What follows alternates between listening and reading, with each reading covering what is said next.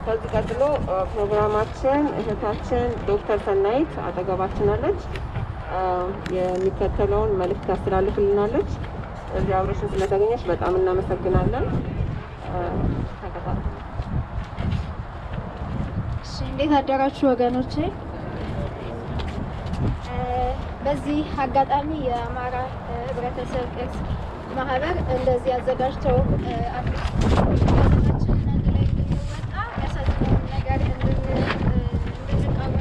ስላመቻችሁልን ይህንንም ብላችሁ ደግሞ ወደ እኔ ብላችሁ የተሰባሰባችሁ ሁላችሁ ኢትዮጵያኖች በጣም እናንተ ማለት ስለተገኘው ክብር ይሰማኛል። ወገኖቼ ከዚህ በተሻለ አርዕስት ብንገናኝ ምን ያህል በመረጥኩ ነበር። ጥያቄው ከዲሞክራሲ ጥያቄ ወርዶ ጭራሽ አትግደሉን፣ ከአትግደሉን ደግሞ ህፃናቶቻችንን አትጨፍጭፉ ወደ ማለት ወርዷል። ለዚሁም አገር እንዳትፈርስ፣ የውጭ ጠላት እንዳይመታን፣ ህወሓት እንዳይመለስ በሚል ብዙ ዛቻና ግርግር ይኸው 3 ዓመት ያላባራ የዘር ጭፍጨፋ በአማራው ላይ ተደርጓል። ይህ ሁሉ ሲሆን እንኳን ተጠያቂነት ኖሮ ድርጊቱን የሚፈጽሙት ወደ ፍርድ ሊቀርቡ ይቅርና ስላቅ በሚመስል መልኩ እየተገደለም ዝም በማለቱ ጭራሽ ይህንን መንግስት ደግፎ ያቆመው አዲሱ ነፍጠኛ ወይም ኒዮ ነፍጠኛ ነው በማለት አማራውን ጭራሽ በአዲስ መንፈስ ለማስጨፍጨፍ ተገንጣይ የሚባሉት ሁሉ ቡድኖች የኖረ ቆይታቸውን ወደ ኋላ አድርገው አብረው እየሰሩበት ነው። ዝምታው ተገድሎ ሊያኖራት የወሰነውንም አገር ላያቆይለት ጭፍጨፋው ነፍስ ካወቁት አልፎ ህፃናትን ሲጨምር በቃ ከማለት በቀር የአማራ ህዝብ ምንም አይነት አማራጭ የለውም። ድሮውንም 30 ዓመት ሙሉ ባልመረጠው ስርዓት በማይፈልገው መታወቂያና ወንድም ከወንድሙ በሚያጋድል አስተዳደር ስር የቆየው አሁንም ሀገርን ከማክበር የራሱን ጉዳይ ብቻ አግንኖ ካለማውጣት እንጂ የትኛው አማራ የዘር መደራጀትን ደግፎ ነው አሁን ለተፈጠረ የዘር መጥፋት ተመልሶ ሊከሰስ የሚችለው? የዚህ ሁሉ መከራ መነሻ በሐሰት ትርክት የተነዛው ጥላቻ ሲሆን መከራው እንዲበረታ ያደረገው ግን የአማራ ህዝብ ቅጥ ያጣ ትዕግስት ነው።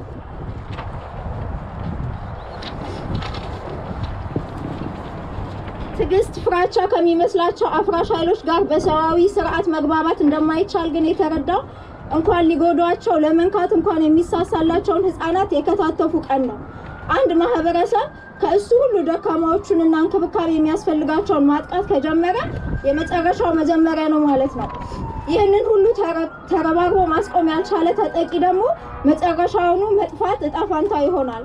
ስለዚህ ወገኖቼ ከእንግዲህ በጭካኔያቸው ብዛት መደነቅ፣ መደናገጥና ግራ መጋባቱ ቆሞ ይህንን አይነት ነገር ሁለተኛ በዓይናችን የማናይበትን መፍትሄ ማምጣት ግድ ይለናል። የመፍትሄው መጀመሪያ ደግሞ አገር ቤት ተጠቂው ማህበረሰብ በተቻለ መጠን በቀላሉ ሊጠቃ የሚችለውን የማህበረሰቡን ክፍል ህፃናትን፣ አረጋዊዎችን ተደራጅቶ መጠበቅ መከላከል ሲኖርበት ውጪ የምንኖረው ደግሞ ምን እየተደረገ እንዳለ ደከመን ሰለቸን ሳንል ለዓለም ማሳወቅ ይኖርብናል። እርግጥ ነው በጣም የምንወዳት ሀገራችንን በዚህ አይነቱ አረመናዊ ተግባር መታወቋ ቢያንገበግበንም ውሃው የፈሰሰው እኛ ስናሳውቅ ሳይሆን እነሱ እጃቸውን ንጹሃን ሰዎች ላይ ሲያነሱ ነው። ዓለም ተግባራቸውን ካላወቀ ወደፊት በእነሱ ስር የሚወድቀው ንጹህ ህዝብ ምን ያህል ሰቆቃ እንደሚጠብቀው መረዳት አያቅተንም።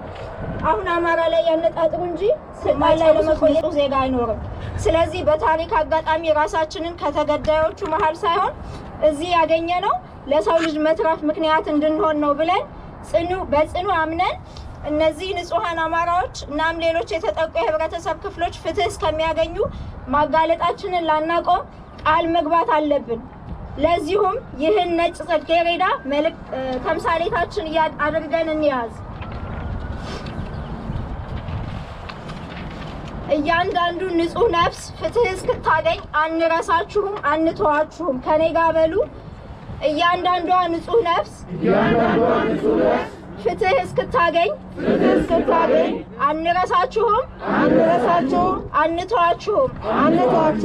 3 ደቂቃ ወስጄ በእንግሊዘኛ በተለይ ለኢንተርናሽናል ኮሚኒቲው መልእክት ማስተላለፍ ፈልጋለሁ። ብዙ አላቆያችሁም። What I would like to say for the international community, especially for the human rights organizations as well as international media, is that you are doing an absolutely abysmal work of covering the ongoing genocide against Amhara people in Ethiopia. The Amhara people have been targeted on and off for the past 30 years ever since the ethnic federalism system was imposed on our nation. However, the gruesome nature of the attacks as well as the consistency has increased in the past 3 years, ever since the so-called political reform was undergone by the ruling party, EPRDF. No, we are not saying others have not suffered. War, corruption, land grab has all been a reason for grievance among Ethiopians of many walks of lives and identities. However, no other identity has been systematically targeted right from the highest laws of the lands, the federal and regional constitutions that deliberately leave out Amaras, opening them for the attacks that we are witnessing today. In the aftermath of every single attack, the UNHRC, the Amnesty, the Human Rights Watch, as well as other human rights outfits have been receiving solid evidence of crimes against humanity committed on the Amara people. The crime targeted from very elderly and senior citizens up to the unborn Amaras and everyone in between. Despite the shocking, gruesome detail of how this community was attacked across the nation, none of the above-mentioned mandated organizations highlighted the grave human suffering experienced by Amaras. What is worse than not having an ombudsman is to have one that partially advocates for victims. In addition, when these organizations are given the mandate to select which human sufferings get attention by the legislators of the most powerful nations on our planet, you can quickly see how one can easily rig and cover up an atrocity by sabotaging these mandated organizations.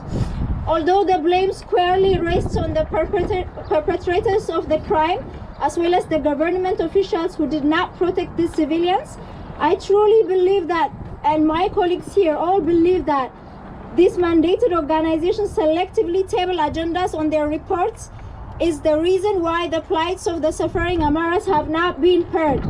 We plead with our legislators, the government as well as the court system to look into the inner workings of these human rights think tanks, organizations and institutions so that they do not grossly